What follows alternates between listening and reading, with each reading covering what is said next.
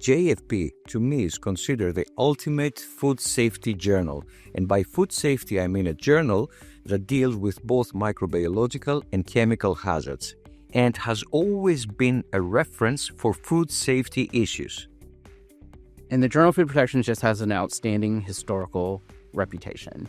It's where so many seminal papers in food safety have been published. It's got a reputation as being having a really rigorous peer review, which is good. You want your science to be evaluated and challenged and improved through the peer review process. And IAFP supporting the Journal of Food Protection, that's long affiliation with that, just ties into all of that, bringing people together, sharing knowledge, putting quality information out into the food safety universe. When I served as Undersecretary for Food Safety and we wanted to go somewhere for science and data, which all of our policies were data-driven and science-based, JFP was really the number one journal we would look at first because of the applications and the work that was published in there, and it was very meaningful to USDA and MSIS. I think that the topics that are often highlighted in JFP are really applied food safety outcomes. So those often get attention in sort of the popular media. I know our university likes to highlight some of the work that we often publish in JFP. So I think the topic of it being super applied and relevant to a broad audience of stakeholders helps increase the attention.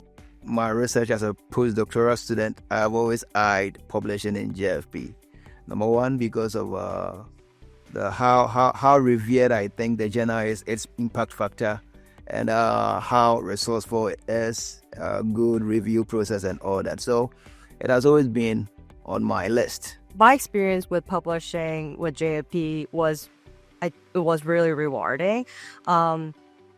The editorial process was very transparent.